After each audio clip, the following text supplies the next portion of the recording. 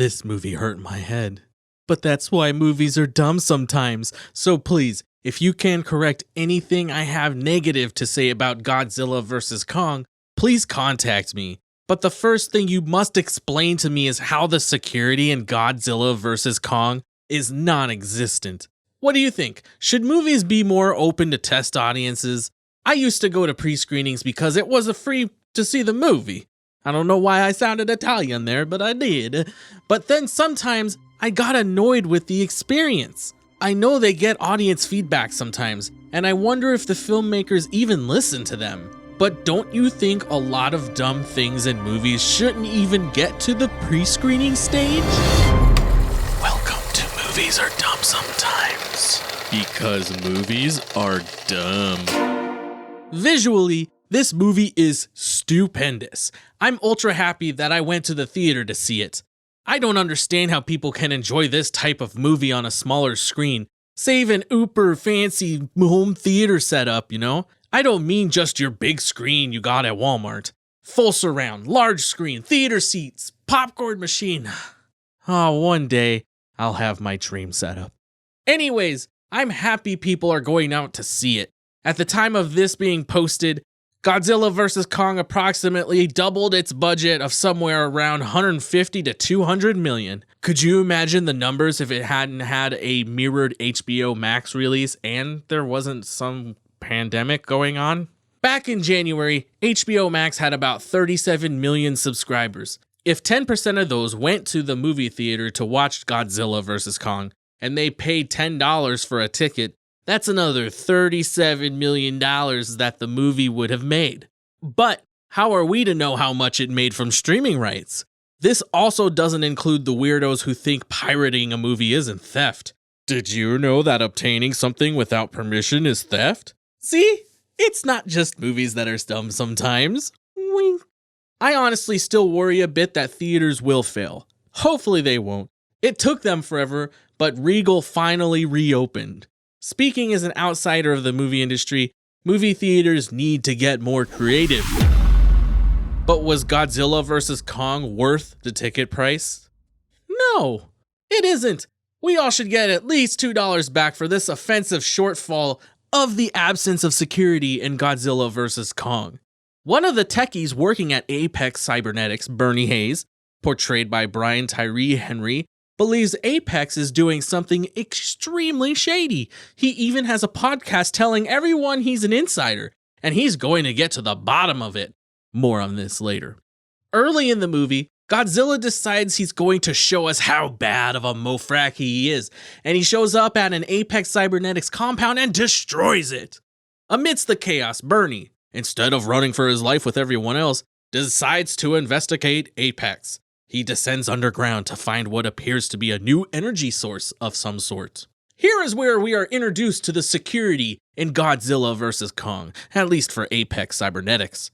They question what Bernie is doing there, while Godzilla is destroying everything, and Bernie actually tries to talk his way out of it. However, something explodes or something, and the two security guards are taken out. What is surprising is those two guards seem to be the extent of security in Godzilla vs. Kong, at least for Apex Cybernetics. But where is the rest of Apex Cybernetics security? First off, how does Apex not know about Bernie's podcast? He literally says he's going to expose them and that he's an insider. He's not even disguising his voice at all. I'm willing to accept that in his little apartment, he can maintain some sort of security to prevent Apex from discovering him. But it's not like Apex is some sort of mom and pop shop. It's a global tech company. I thought maybe they were letting him do it so they could catch him or use him as a fall guy or something. But they literally don't address him in his podcast through the whole movie. Eventually, teenage protagonists Madison Russell, portrayed by Millie Bobby Brown, and Josh, portrayed by Julian Dennison, find Bernie in a day or something by tracking down where he bought some bleach or something. Something Apex Cybernetic Security had no interest in doing. Madison convinces Bernie to let them join his hunt for the truth, and they head to the rubble at Apex Godzilla left. Bernie, Madison, and Josh are able to just waltz onto the compound. Literally, The sequence starts with them just running through the rubble and getting deep into the Apex compound. Not one security personnel is anywhere. Not one camera catches them running around. It's just a plot of land with millions or billions of dollars of tech just hanging out on it. The gang eventually finds some capsule with contained skull crawlers. They go in it, and it takes off. The security in Godzilla vs. Kong is nowhere to be found. Traveling at the miraculous speed of 630 miles per hour, all three of them are just hanging out in the pod. Does this pod have some sort of gravitational control or something? That's never explained. Just think of when you're in an airplane or car and you accelerate fast. You go back into your seat at least just a little bit, but apparently not if you're going 630 miles per hour. They land in Hong Kong. Finally, I remember thinking, security or someone will definitely be there to receive the capsule. But why would I think such ridiculousness? Well, because there was no one. The three wander around for a bit before someone eventually startles the band of security evaders. I don't even think it was even security. Then they go wander around some giant dark room that houses Mecha Godzilla. However, somehow no one sees the three of them in the room. At some point, you would think the people who screen movies would have been able to point out all these security flaws. Apex shouldn't even be in existence if these three can literally go almost all over the place, and Bernie can have a whistleblower podcast that Apex Cybernetics knows nothing about. Finally, they wander into some room where a scientist sees them. Security shows up and detains them, but they don't even have flex cuffs. They are escorted all the way to the CEO of Apex, Walter Simmons, played by Demian Birchier, or however you say his name, without any type of detainment. It's crazy to think of the extreme shortfall of security in Godzilla vs. Kong, isn't it? Didn't they have a budget of over $150 million? When they had Kong sedated on a ship, a lot of questions rattled my brain. Kong is not a lightweight. The website kingkongsweight.com has a glorious infographic, which they allowed to have embedded. You can check my blog post of this podcast and check it out, or just go straight to kingkongsweight.com.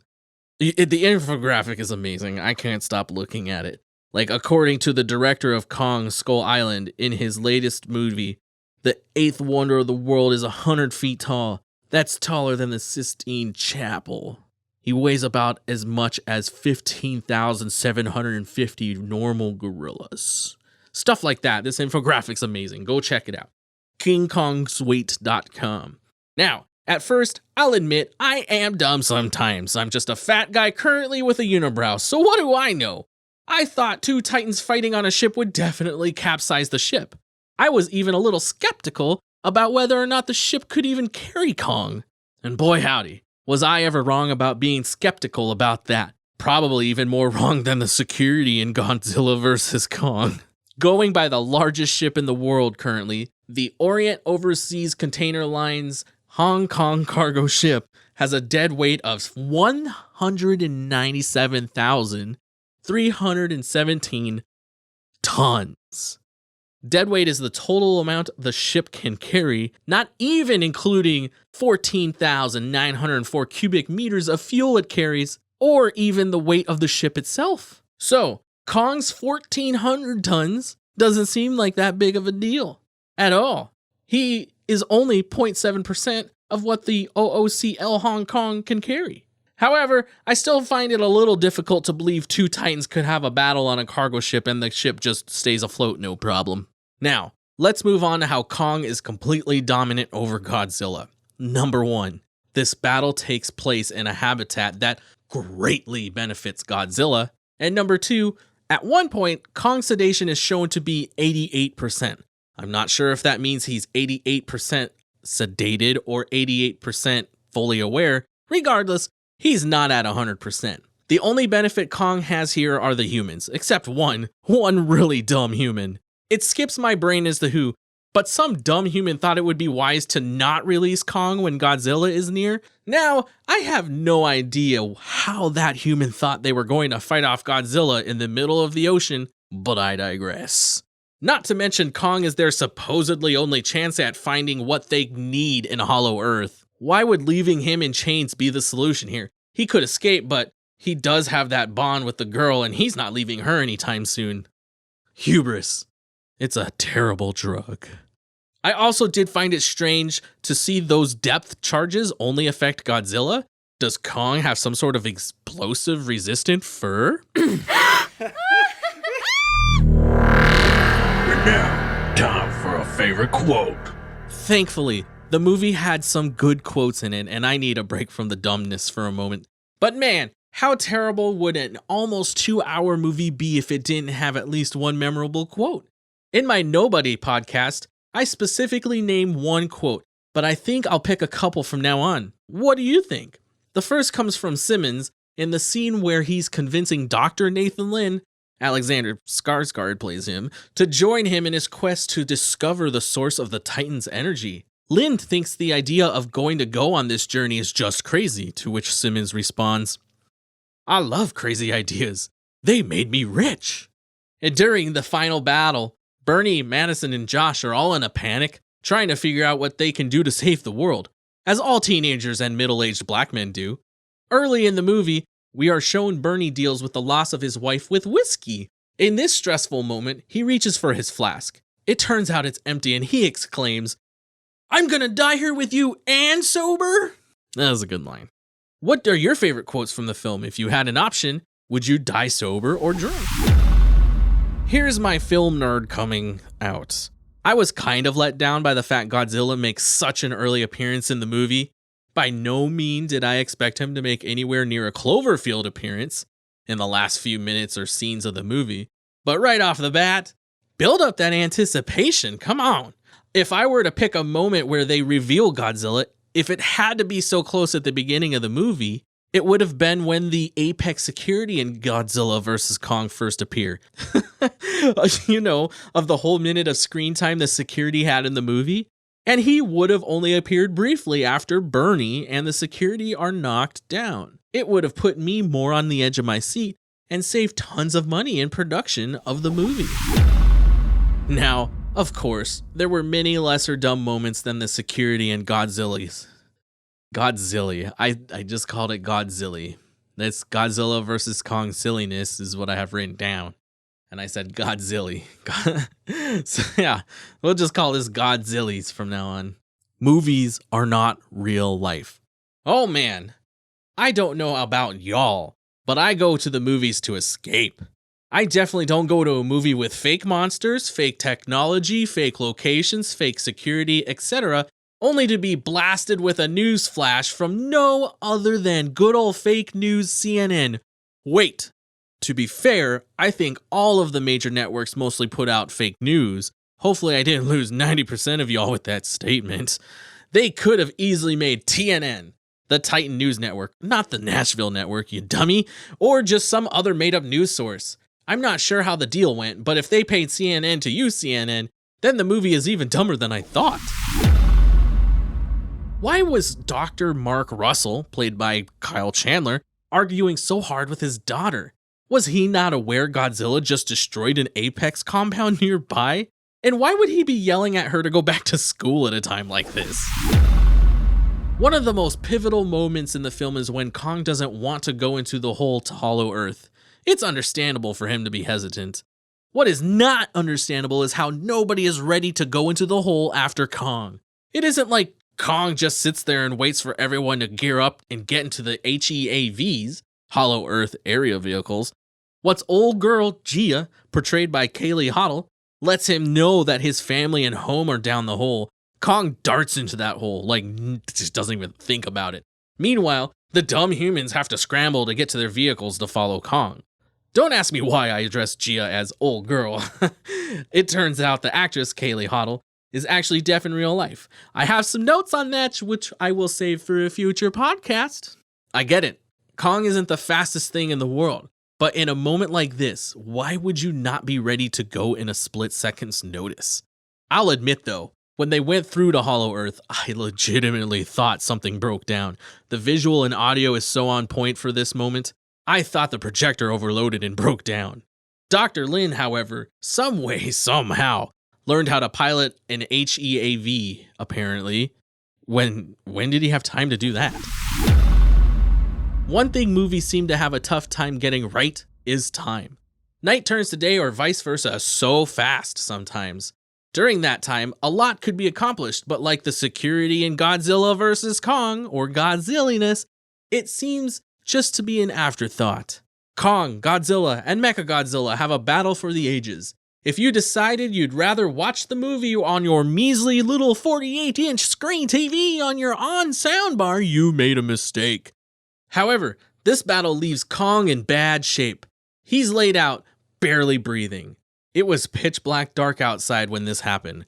Cut forward to when the sun is fully risen over the horizon, and now old girl, Dr. Eileen Andrews, played by Rebecca Hall, and Dr. Lin finally go to check up on Kong. Why did they wait so long to check on him? Then Dr. Lin gets the idea to use an HEAV, which somehow again he knows how to make explode, on Kong like a defibrillator.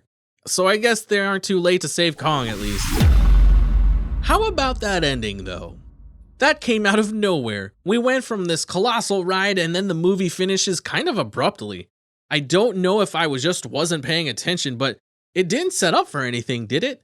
I'm so glad I'm not the only one who was lost on this movie. Plenty of others have had several gripes, and some even hate the security in Godzilla vs. Kong more than me. If it's still out in theaters, go see it if you get a couple hours. It's definitely a big screen flick. I fully admit, and you might think me dumb of it, but I got so excited when they were talking about going into Hollow Earth and a new vehicle built to go through Earth. My mind went straight to the core. Oh, the core is dumb sometimes, don't get me wrong, but boy howdy, do I wish I could see that movie in a theater. And if you appreciated this review / hateful / kind of enjoyed it though, podcast episode on Godzilla vs. Kong, make sure to follow the podcast on your favorite podcast app, or you can go to blofx.com/movies are dumb sometimes, and you can check out our page there, or you can Twitter at movies are dumb s, or follow on Facebook at movies are dumb sometimes, or just check out the YouTube channel Movies Are Dumb Sometimes, and subscribe. And I appreciate it if you share this podcast, and you will be seen at the next movie. Was I ever wrong about being skeptical? Was I ever wrong about being skeptical? Was I ever wrong about being skeptical?